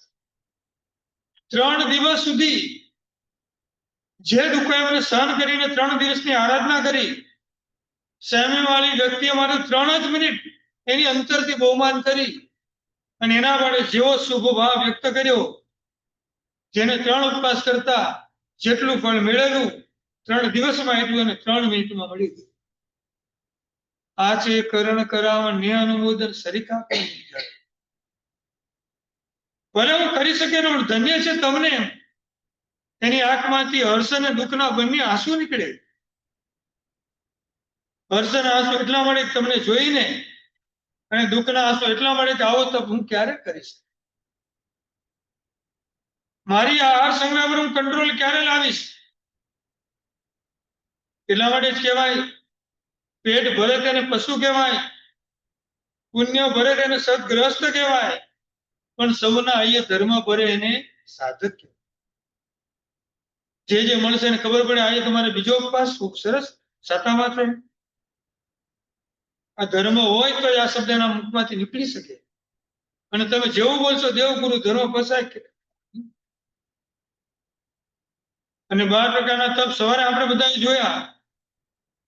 તપ એ નાનો ભાઈ છે અને ચારિત્ર એ મોટો ભાઈ છે. તપ કરતા કરતા મોટા ભાઈને વારંવાર યાદ કરવાના, મારે જવાનું છે મોટા ભાઈની પાસે. અને તપ કરતા કરતા કરતા મારું ચારિત્ર મોહનીય કર્મ પણ ક્યારે તૂટે અને હું દીક્ષાના પંથે જાઉં. જમ્મુ સ્વામી પણ પૂર્વના ત્રીજા ભવે જમ્મુ સ્વામી પૂર્વના ત્રીજા ભાવે 12 વર્ષ સુધી છઠના પાણી છઠ કર્યા. અંતરાય કર્મ એવા તૂટ્યા કે પોતાના જમ્મુ સ્વામીના ભવની અંદર 16મા વર્ષે જેમને સંયમની પ્રાપ્તિ થઈ. સંયમ લીધા પછી શિષ્યને પ્રશિષ્ય એટલા બધા લાઈન લાગી જેની કોઈ સીમા નથી. આ બધું જ પ્રભુની આરાધના સાધનાનો માત્ર ને માત્ર પ્રભાવ હોય. આવી બધી વસ્તુ મળ્યા પછી આપણા જીવન અંદર કઈ ને કઈ ચેન્જીસ આવવું જોઈએ. એટલે હજી ઉમાસ્વામી મહારાજે પણ આપણે તત્વાર્થાધીન સૂત્રની અંદર કીધું તપસા કર્મના નિર્જરા છે. બાંધેલા બધા જ કર્મનો ક્ષય કરવો હોય એટલે આપણે તપ કરવો પડે. આ લોકને પરલોકની અંદર વેદને કર્મ નિવારણ પૂજાની અંદર આવે. સાતલ વાયુ ઓછે રે અનુત્તરવાસી દેવ તરીકે જેનો જન્મ થયો છે પૂર્વ ભાવની અંદર સાત ભગવંત હોય. પેલું સંગણ હોય, મોક્ષ માર્ગ ચાલુ હોય અને સમય પ્રમાણે 7 લવ જેટલું આયુષ્ય જો ઓછું પડ્યું સાધના કરતા કરતા એટલું આયુષ્ય વધારે હોત અને ઉચ્ચ ભાવના ભાવતા કેવળ જ્ઞાનને જે પ્રાપ્ત કરવાના હતા પણ હજી કેવળ જ્ઞાન આવે એની પહેલા આયુષ્ય પૂરું થવાની તૈયારી. આયુષ્ય જેવું પૂરું થાય એટલે નવા આયુષ્યનો બંધ પડવો જ પડે. આયુષ્ય પૂર્ણ થવાનું એની પહેલા જો કેવળ જ્ઞાનની પ્રાપ્તિ ન થઈ તો નવા આયુષ્યનો બંધ અવશ્ય પડે ને પડે. એ અંતર્મુખના ટાઈમની અંદર આ સાધક આત્મા જો થોડું વધારે 7 લવ જેટલું એટલે આપણી ભાષા 15 સેકન્ડનું જો આયુષ્ય વધારે હોત સિદ્ધ મોક્ષની પ્રાપ્તિ થાત અને કેવળ જ્ઞાન આવીને ઊભું રહી જાય.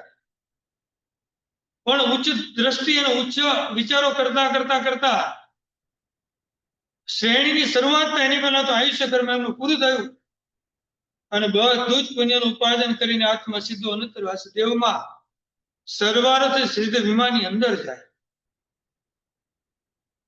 કેટલું હાઈટ છે એમની? 1 હાથની કાયા સાથે એમનો જન્મ થાય.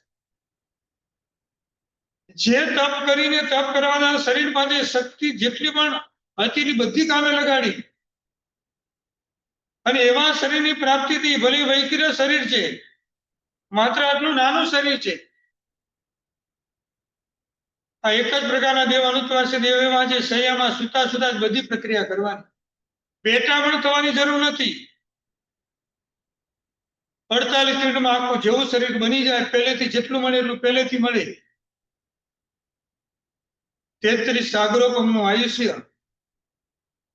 આપણે રાત્રે સુઈએ એટલે હાથ અને પગ કેટલા હલાવવા પડે, આમ ત્યાં પડકા પડવા પડે, માંડ ત્યારે ઠેકાણે પડી જાય. 16.5 સાગરોપમ માત્ર એક જ પડકું ભરવાનું આવે. આ હાથ આમ કરવાની પણ જરૂર ન પડે.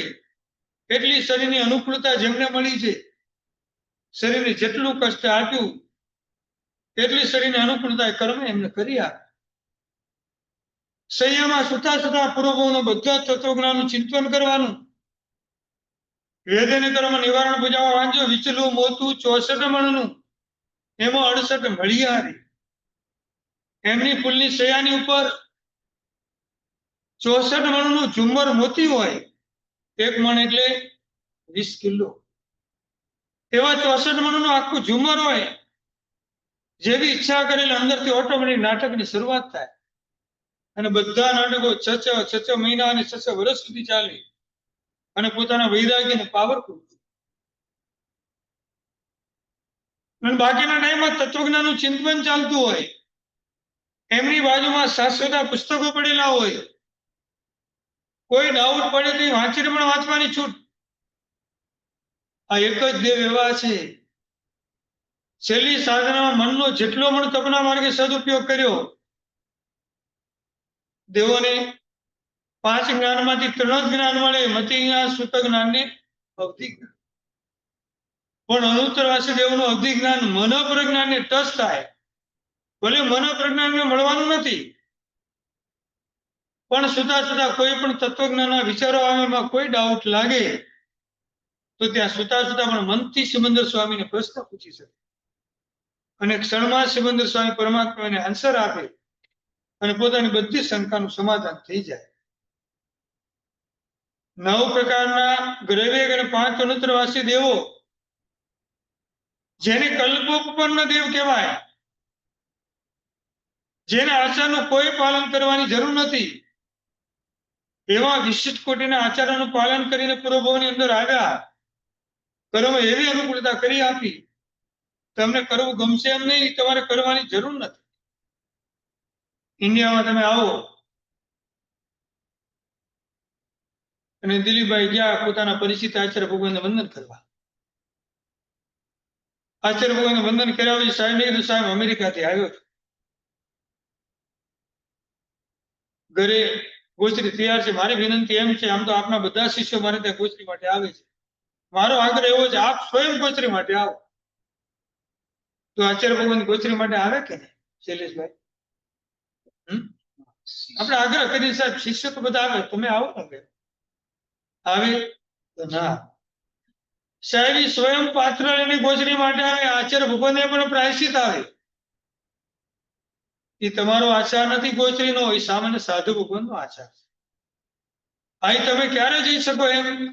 તમારા બધા શિષ્યના પ્રશ્ન બધા બીમાર છે, એવા સંયોગો ઉભા થયા તો આશ્ચર્ય સંયમ જાય પોતે, એમાં કોઈ ના નથી.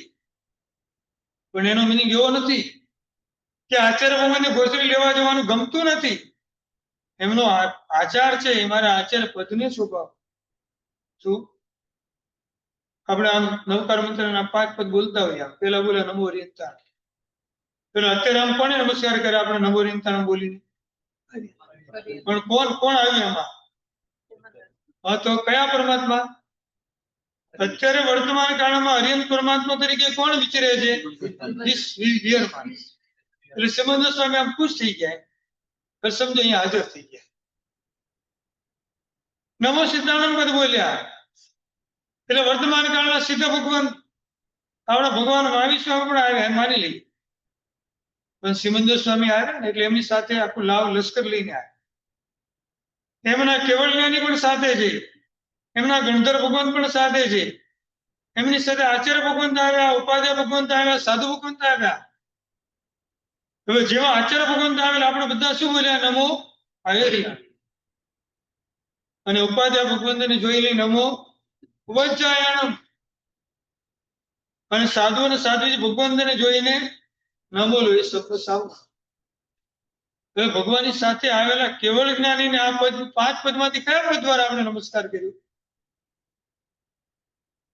સિમંદર સ્વામીને હરિયંતાણ, મહાવીર સ્વામીને સિદ્ધાણમ, આચાર્ય ભગવંતને આયર્યાણમ, ઉપાધ્યાય ભગવંતને નમો વજ્જાયણમ, સાધુ અને સાધ્વી ભગવાનને નમો લોહી સપ્રસાવણમ. પણ 10 લાખ કેવળ જ્ઞાની બાકીના બધા ઉભા છે, એનું શું કરવાનું? આકાશગામીની વિદ્યાવાળા મુનિ ભગવંતો પણ છે, જે આકાશમાંથી ઉડીને સીધા અહીંયા આવ્યા. બોલો કયા પદ દ્વારા આપણે નમસ્કાર કર્યો? હા, દેવોને માટે નમસ્કાર. દેવોની આકાશગામીની વિદ્યાવાળા મુનિ ભગવંતો ચારણ લબ્ધિ થાય. નમો લોહી સવસાઉણમ. હા, કેવળ જ્ઞાની પછી વંદન કરવાનું. હરિયન તો તીર્થંકર પરમાત્મા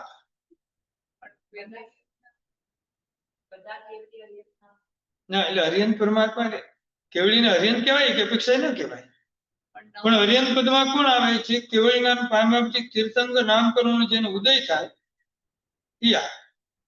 ઓલા હરિયન છે એમ નથી, પણ હરિયંતાણમ એટલે આપણા કોણ છે? 158 કર્મની પ્રકૃતિમાં સૌથી ખરાબ કર્મની પ્રકૃતિ હોય તો કઈ છે? મિથ્યા તો મોહની. અને સૌથી શ્રેષ્ઠ હોય તો તીર્થંકર નામ. કેવળ જ્ઞાની ને કેવળ જ્ઞાન થાય એમને અતિશય હોય પણ ખરાબ ન, પણ તીર્થંકર પરમાત્માને 34 અતિશય. કેવળ જ્ઞાની પરમાત્મા વિહાર કરે અષ્ટપ્રાત્ય હોય પણ ખરાબ ન પણ હોય, પણ તીર્થંકર પરમાત્માની અશોક વૃક્ષ સુર પુષ્પ વૃષ્ટિ દિવ્યધ્વનિ સામર આસનમ ચ ભામંડલ ધુંધુભી રાત પત્ર અષ્ટપ્રાત્ય હરાણી જીનેશ્વર. કેવળ જ્ઞાની પરમાત્મા જમીન ઉપર પગ મૂકીને ચાલે, તીર્થંકર પરમાત્મા નવ સુવર્ણ કમળ પર ચાલે. બાકીના જેટલા બધા રહી ગયા બધાને આપણે નમો લોય સબ્બ શ્રાવણ પદમાં નમસ્કાર કરીએ. એટલે કોઈ એમ કે તો આચાર્ય ભગવાન કરતા મને કેવળ જ્ઞાની પછી કેમ લીધા એમ? તો ત્યાં પદની મહત્તા છે. કેવળ જ્ઞાન પામીને કોઈ જવાબદારી નથી. કેવળ જ્ઞાન પામી ગમે ત્યાં જવાની છૂટ, ધર્મ દેશને આપવાની કે નહીં આપવાની કોઈ જવાબદારી નહીં. માત્ર પોતાનું જ કરવાનું છે. મારે મોક્ષમાં જવાનું છે. આચાર્ય ભગવંતની આચાર્ય પદની ગરિમાની જવાબદારી છે. ઉપાધ્યાય પદથી તમને વિભૂષિત કર્યા તમારી પણ જવાબદારી છે. વ્યક્તિગત કોઈને નમસ્કાર નથી, પદને નમસ્કાર છે. એટલે પદવી દર હંમેશા અપેક્ષા ઊંચા થઈ જાય. એટલે નમો લોય સભ્ય બધામાં સભ્ય પદ ના મૂક્યું અને પાંચમા પદમાં પણ મૂક્યું. નમો સિદ્ધાર્થનો પણ મિનિંગ આ છે, બધા સિદ્ધ ભગવાનને મારો નમસ્કાર થાઓ. પણ પાંચમા પદમાં સભ્ય પદ અને સ્પેશિયલ મૂકવામાં આવ્યું. ચાર પદમાં જેને નમસ્કાર કર્યા જે પણ બાકી રહી ગયા છે બધાને આ પદની અંદર અમે નમસ્કાર કરીએ છીએ. નમસ્કાર કરવો એ પણ સૌથી મોટું આપણું તપ છે. આજે આવા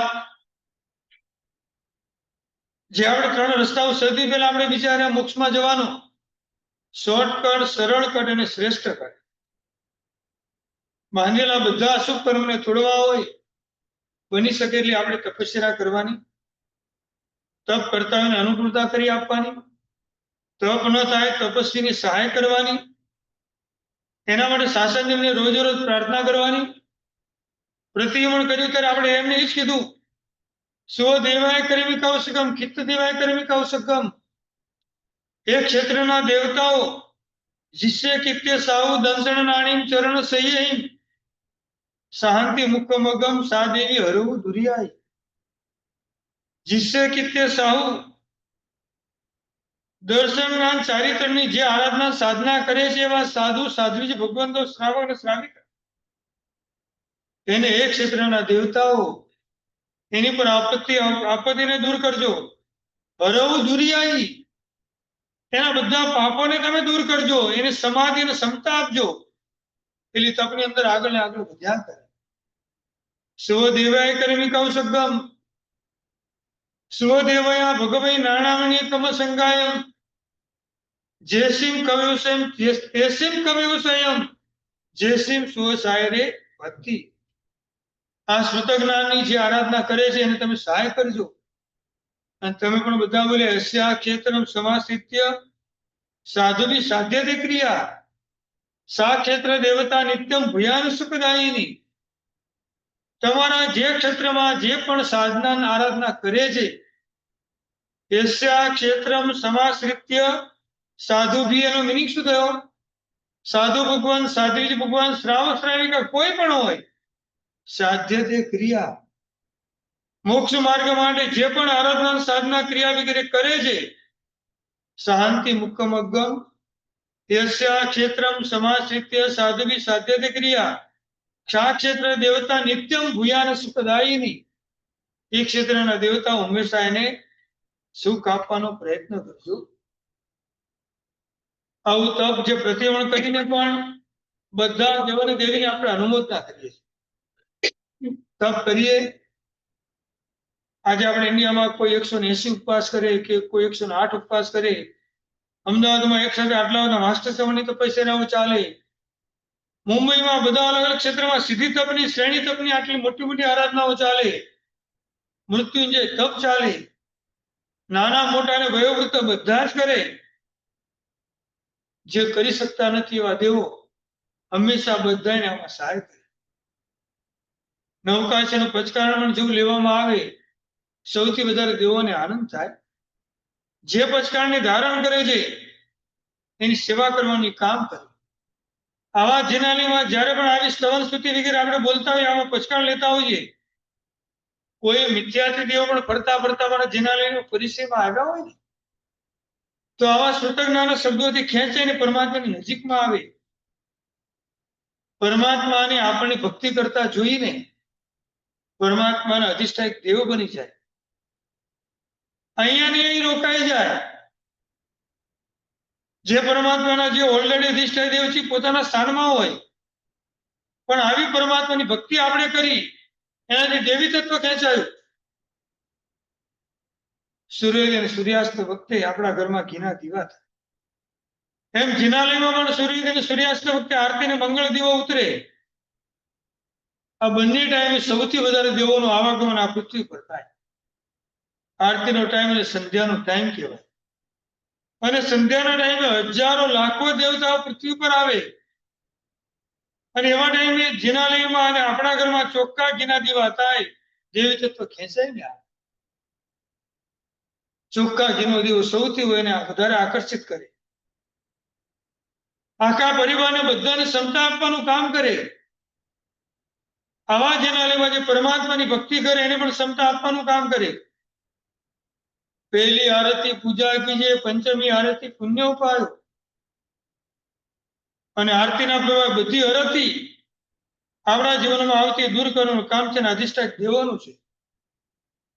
અપમંગલ ઘટનાઓ જ્યાં બનવાની હોય, વિપત્તિઓ આવવાની હોય, એને દૂર કરવાનું કામ પણ આ દેવોનું છે.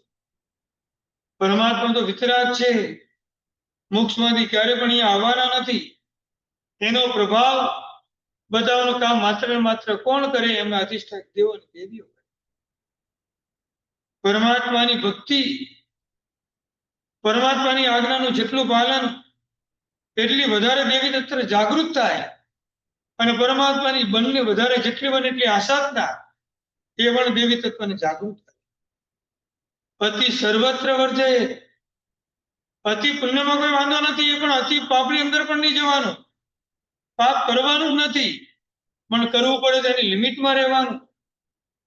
પરમાત્માની જો અતિ આસાધના થઈ, દેવી તત્વને ક્યારે પણ ગમતું નથી. સંગ અને આપણી પર ગમે ત્યારે આપત્તિ આવી શકે. એના દ્રષ્ટાંત પણ આપણે ઘણા બધા જોવા મળે. રમંતે તત્ર દેવતા. જ્યાં પરમાત્મા હોય ત્યાં હંમેશા દેવો રમતા હોય. અત્યારે પણ સંકેશ્વર જેવા તીર્થમાં જાઓ, એના વોચમેનને પૂછો, રાતના 2 ને 2:30 વાગે અંદરથી અવાજ આવે. આખું જગત જયારે સુઈ જાય ત્યારે દેવી તત્વનું આવાગમન. અંજન સલાગાની વિધિ પણ મધ્યરાત્રિ એટલા માટે છે, બધાને શાંત કર્યા પછી દેવી તત્વ અહીંયા આવે. આપણે હડતા પડતા ત્યારે દેવી તત્વને આવું ગમતું નથી. આખી પ્રજા શાંત થઈ જાય. આપણા શરીરમાંથી નીકળતી પણ દુર્ગંધ એમનાથી સહન થતી નથી. એટલે વાતાવરણને પણ શુદ્ધ કરવું પડે. વાયુકુમાર, ભૂમિકાર દેવતાઓને બોલાવવા પડે. ભૂમિ શુદ્ધિ, વાયુ શુદ્ધિ બધું કર્યા પછી દેવી તત્વ આવે. અને પરમાત્માની જીવે અંજન સલાગા થાય. એટલે હવે પરમાત્માની પ્રતિમા છે, આખા જગતને માટે પૂજ્યને બની ગઈ. અને આચાર્ય ભગવાનના જે શ્લોક હોય એ વખતે દેવી તત્વને ખેંચ્યા. ગમે તે દેવ હોય એ શ્લોકથી ખેંચાઈને પરમાત્માની બાજુમાં આવે.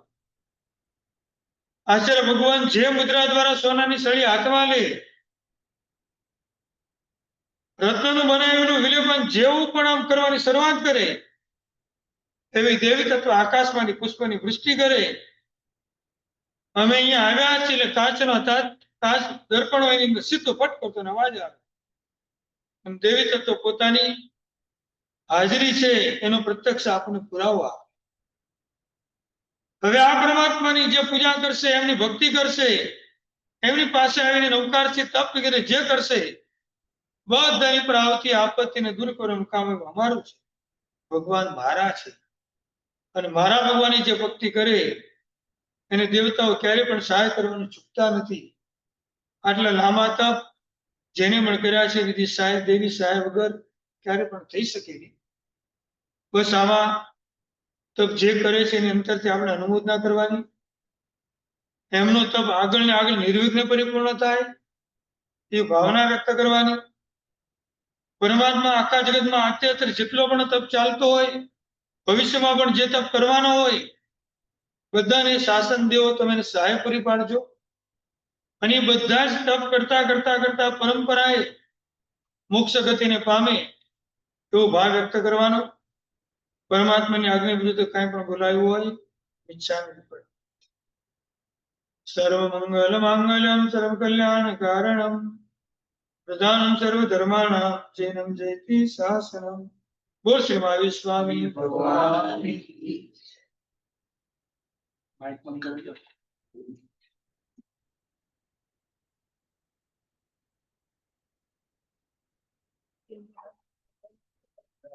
આવતીકાલે 14 છે.